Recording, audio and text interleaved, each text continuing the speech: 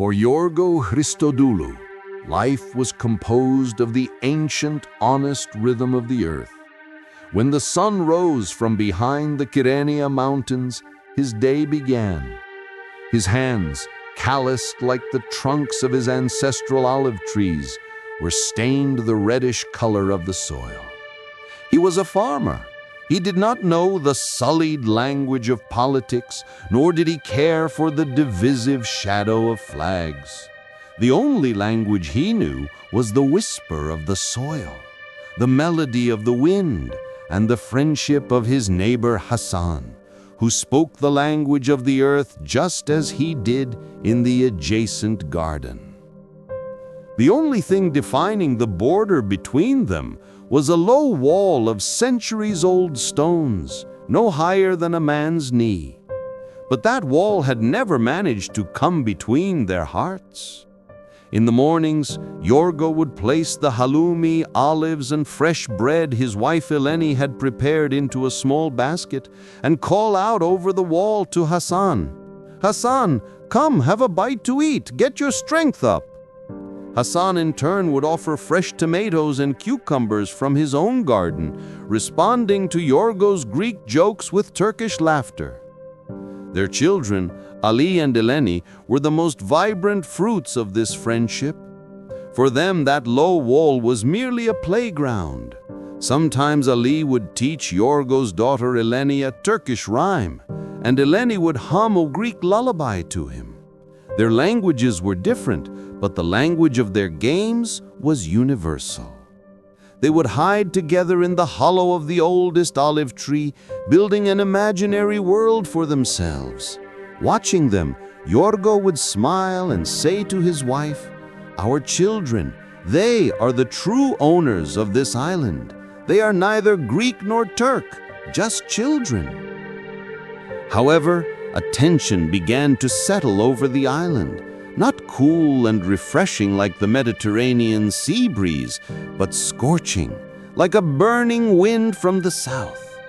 In the village Kafenian, conversations were no longer about fishermen's tales or harvest predictions, but about political conspiracy theories spoken in whispers. Men who had called each other neighbor for years now looked at one another with suspicion, choosing their words with care. Yorgo felt this change. Even the gaze of his closest friends like Nikos had altered. One evening at the coffee shop, Nikos had said, "Be careful, Yorgo. You're too familiar with these Turks. Remember, blood calls to blood." Yorgo had merely remained silent. Did he not know what blood meant? Was the color of blood that flowed when Hasan's son Ali fell different from the blood that flowed when his own daughter Eleni fell? His wife Eleni's worries ran deeper. At night, she would awaken to the sound of distant slogans, clutching Yorgo's arm. "I'm scared, Yorgo.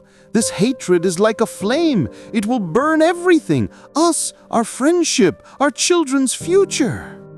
Yorgo would try to console her by stroking her hair.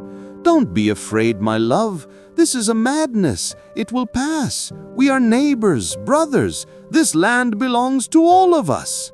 But he did not know. This madness would not pass.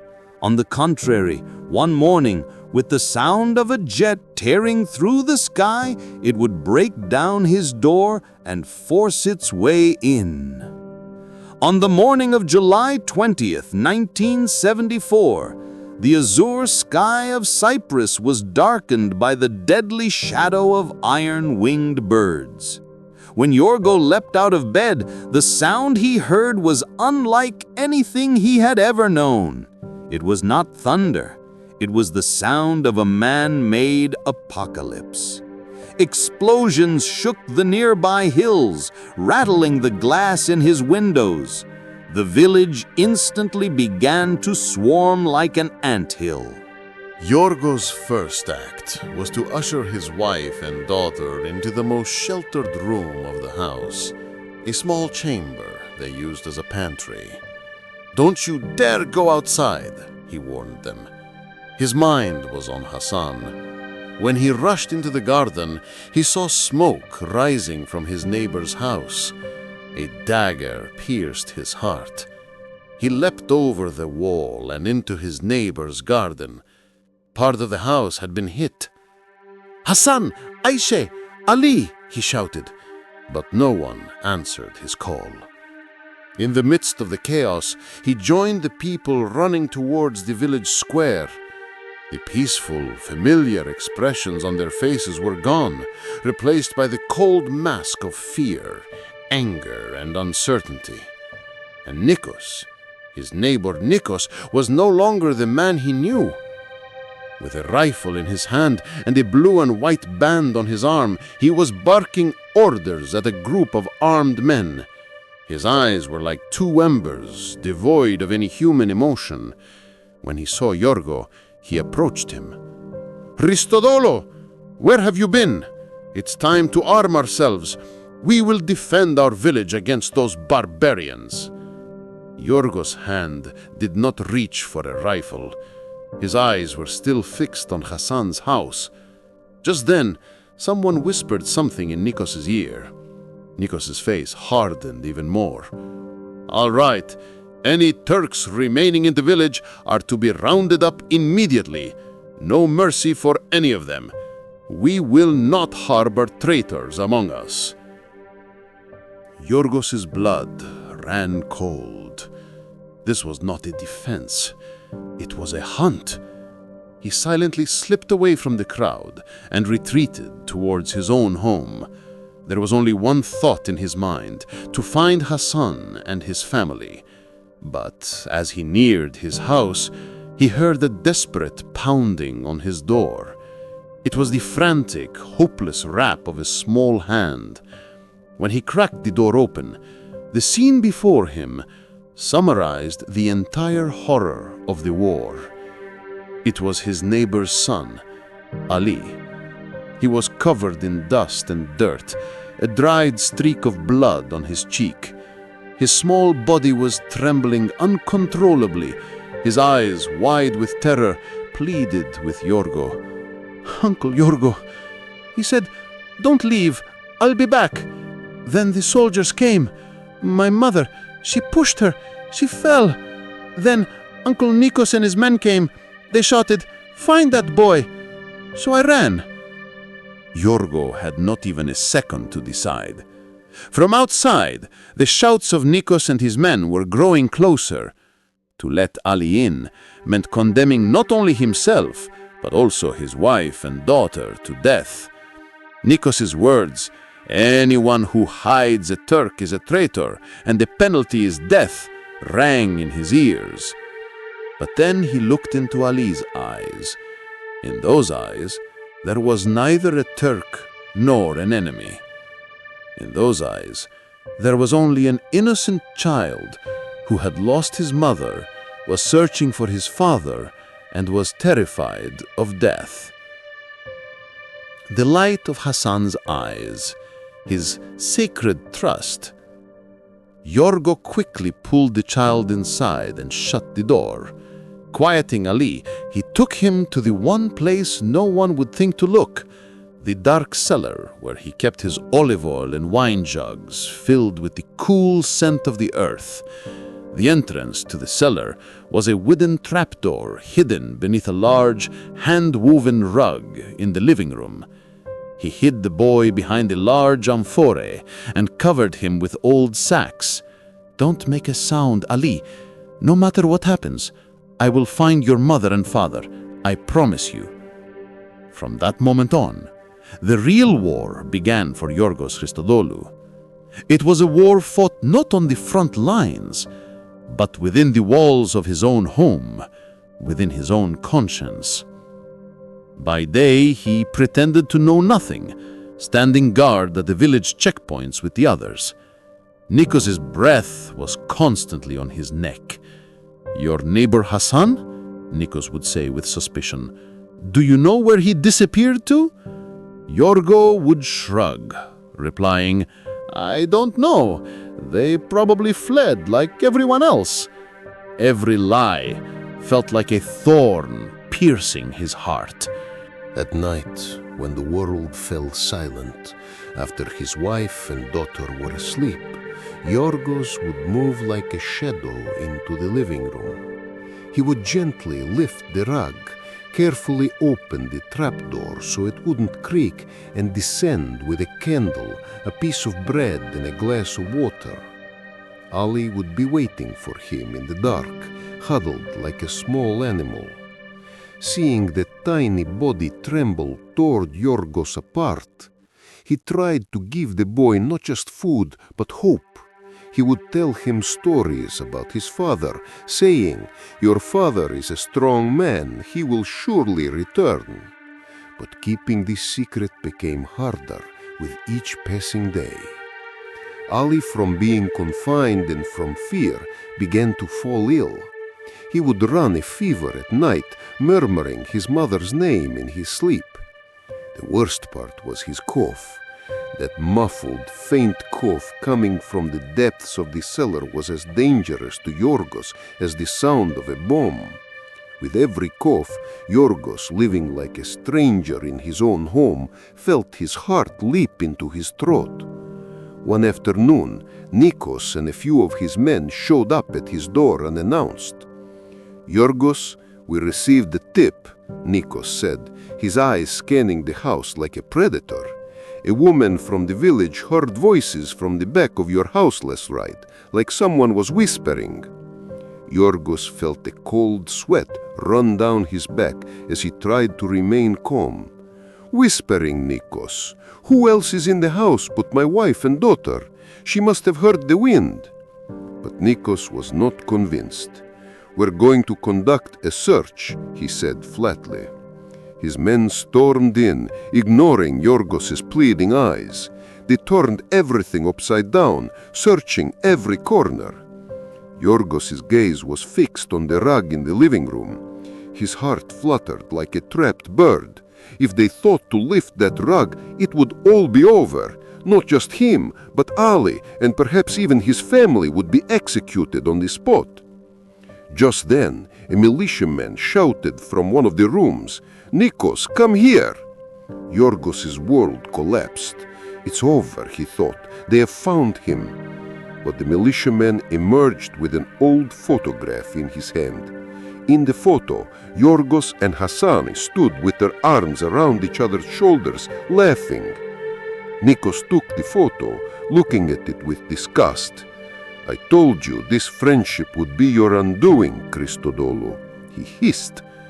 He threw the photo to the floor and ground it under his boot. "The house looks clean, but my eye is on you.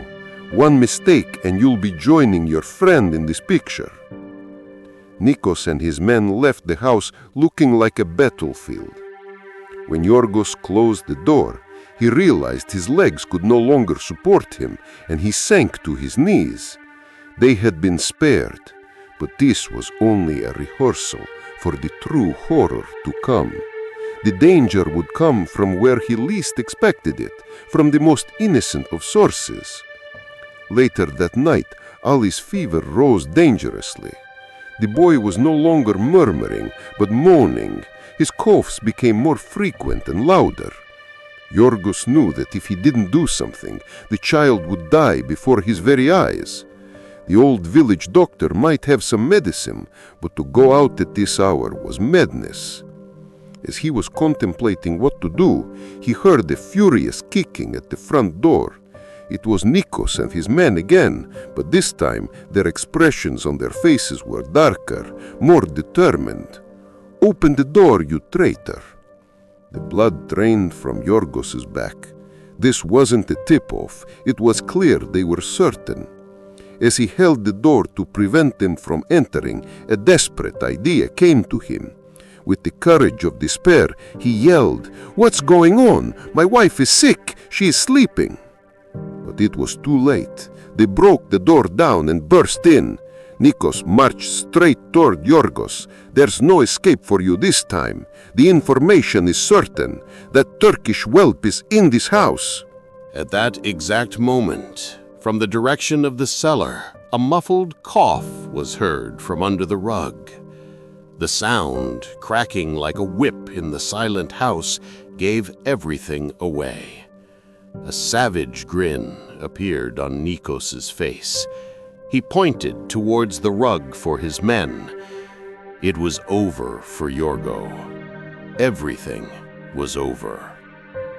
But there was something Yorgo Hristodoulou did not know. Sometimes the greatest heroism is born in the most hopeless of moments. As Nikos's man took a step towards the rug, little Eleni darted out from an inner room. She clung to her father's leg, sobbing hysterically. "Daddy, don't go! I'm scared!" This innocent cry momentarily froze all the hatred, all the brutality in the room. Yorgo looked into his daughter's terrified eyes and felt something inside him snap. With the courage of a man who had nothing left to lose, he stood tall. He planted himself directly in front of Nikos. There was no fear, no pleading in his eyes, only pure rage. "Enough!" he roared. His voice echoed off the walls of the house. "You've ransacked my home, terrified my family, and insulted my honor. There is no one you're looking for in this house. That was the cough of my sick daughter. Now you will either get out, or I swear I will use this rifle before you do, and I will tell the commander myself how the village's heroic militiamen stormed the house of a sick child in the middle of the night." This unexpected outburst stunned Nikos. The reckless determination in Yorgo's eyes made him hesitate for a moment. Maybe they were really mistaken. Maybe that sound really did belong to a sick little girl. Nikos glanced at Yorgo, then at the crying child. Then he made a spitting sound and turned to his men. "We're leaving. But don't forget, Yorgo, this isn't over." When the door closed, a profound silence filled the house. Yorgo hugged his daughter and remained that way for minutes.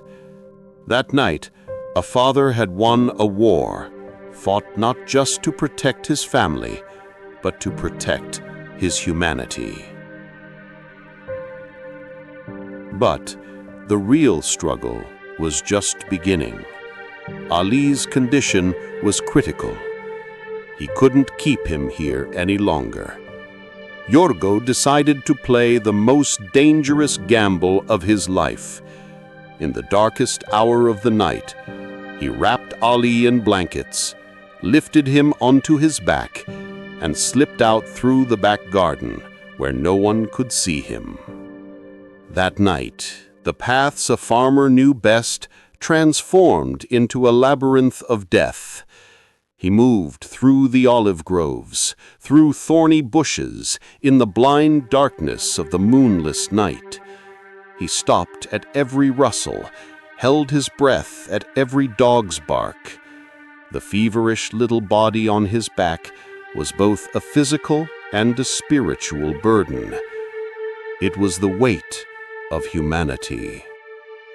When he heard the voices of a patrol, he threw himself and Ali into the muddy bottom of an irrigation ditch. As the sound of the soldiers' boots passed right beside them, Yorgo covered Ali's mouth, both of them silently awaiting their fate.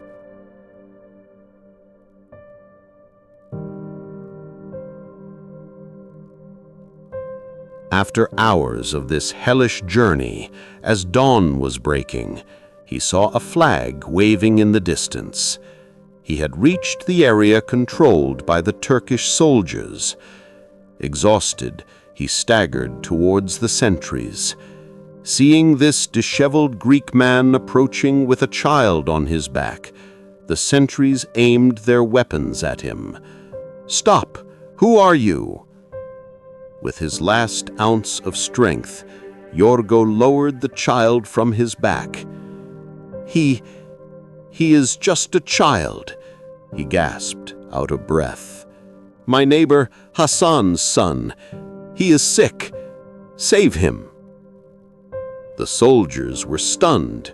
A Greek man had risked his own life to bring a Turkish child to them.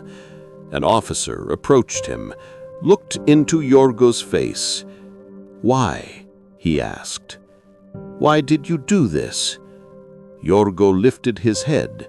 His eyes were bloodshot from exhaustion and lack of sleep. "I gave my word to his father. We were neighbors." He had no more strength to speak. He turned around and disappeared back into the darkness from which he came, as silently as he had arrived. He could never return to his own village. He was now a traitor. He secretly arranged for his family to join him and settled in a town in the south of the island where no one knew him. He started a new life, but a piece of his heart remained behind in those olive groves. Years passed, the wounds of the war scarred over, but the marks never faded. Yorgo grew old. His hands were still calloused, but now from a different soil. One day, there was a knock on his door. It was the postman, with a letter bearing a stamp he didn't recognize. When he opened it, he found only a few words inside. "Brother Yorgo, I found you. Ali is well. He has become a brave man, like his father. We owe you a life. Hasan." And then one spring day, Yorgo's door was knocked on once more. When he opened it, he saw a man whose face was deeply lined by time, but whose familiar warmth in his eyes had never changed. Hasan. And beside him, a handsome young man who stood taller than his father, Ali. Not a single word was spoken. The two old men, two friends whom years, war, and borders could not separate, embraced. It was a moment where words were inadequate. Their tears washed away all the pain, all the fears of the past. Ali took Yorgo's calloused hand and kissed it. It was the hand that had once saved him from death. Yorgo Hristodoulou understood that day that no victory could ever be as great as a single innocent life saved. He was not remembered as a hero. His name was not written in the history books, but he was an unsung hero who, in the darkest moment of war, showed what it meant to remain human. And his story, as long as the olive trees live, would continue to be whispered on that land. Don't forget to subscribe and like my channel for videos like this.